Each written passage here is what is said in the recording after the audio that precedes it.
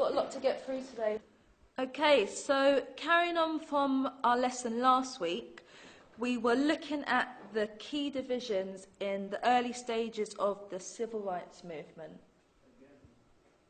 and the general impact across the board. Sam, come on. Sit up straight. Right, stop slouching. This is the perfect opportunity for you to engage, so make the most of it. Well, we learn the same stuff every year for Black History Month. Every single October, we learn the same things, either apartheid, slavery, or the civil rights. How many of you guys have actually learned something new these last years? See? That's what I mean. Sam, this is our history. Come on, man. No, seriously. Do you guys know anything about Ralph Bunche, the first black person to win a Nobel Prize? Or that the richest person ever lived was a black man named King Musa I of Mali? What about Ella Baker? What about Ella Baker?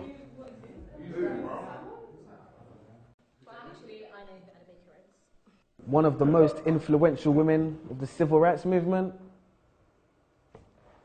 This is why I can't take Black History Month seriously, man.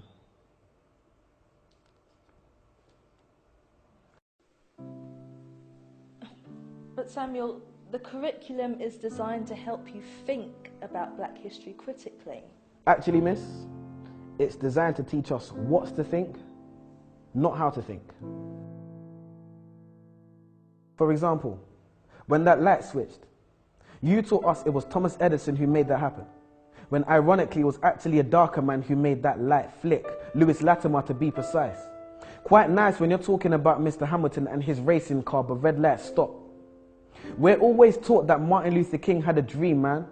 But those dreams can't be achieved because our brains are in chains, our minds are enslaved, so we won't get our redemption. Morgan, free man. Will we ever be free, man? And leave this state of imprisonment? And take that walk of free, damn it, green man from a traffic light invented by the same man who made gas masks to protect our organs. Another free man named Garrett Morgan. But I bet you never knew that. We need to open our minds. But how can we be taught to see if the blind lead the blind? The first person to develop significant eye surgery was a black woman named Dr. Patricia E. Barth. Now on that note, there's a question I must ask. If this is a great opportunity to learn and be engaged about our past, why are we not actually being taught about our past? Transatlantic slavery, where we're taught Black history starts, but is it really? There seems to be a lot you haven't told us. And you shut down and hold back on the bold ones who stand against the way you're trying to mold us. Consistent enemies of progress. You're surprised because I know things you don't expect me to know yet. And when I tell you you're wrong for telling me about me, you call it a riot while I call it a protest. The Broadwater Farm riots. The media exacerbate and make it seem like it's a bunch of delinquent youths on the streets, when really the first cause and trigger was death at the hands of the police. We cease to know information and the truth. And that's simply because you withhold information from the youth. Maybe one day we'll be satisfied with how our knowledge of history equates. Well, I'm sure like me, you're waiting for the teacher to fill in that space. So do so then. No answer. Well, maybe I can help and just throw out there some names. Mary Seacole, a Crimean war nurse.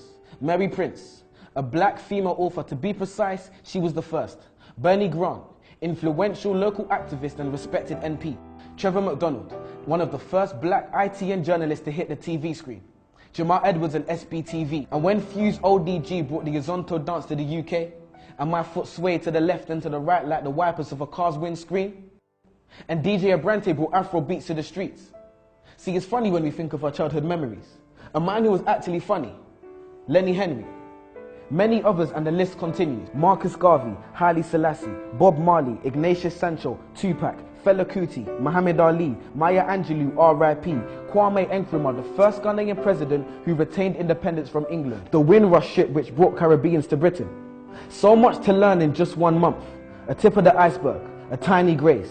And what was the first black Roman emperor's name? Years passed and we're still caught up in the same civil rights age, which isn't bad if you learn something new, but we don't.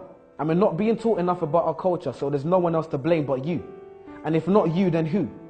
Questions, questions, questions. If you're not teaching us these things, then I'm inclined to believe it's because you don't know. No. You're the teacher. Your job is to teach, so you must know. And if you do, that must mean you don't want us to know, but that's low.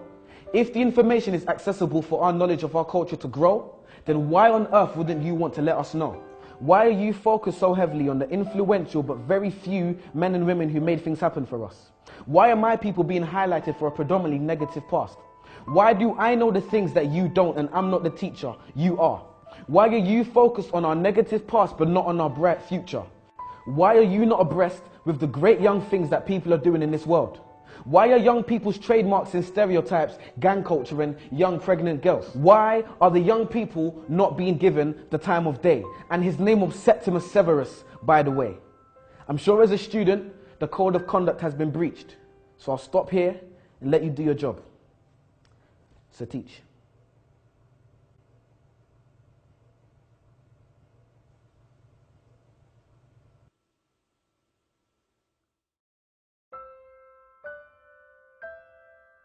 Yo peoples, how's it going? It's your boy Samuel King. This is my poem, What I Wasn't Taught in School. And you're watching Word on the Curb. Plow.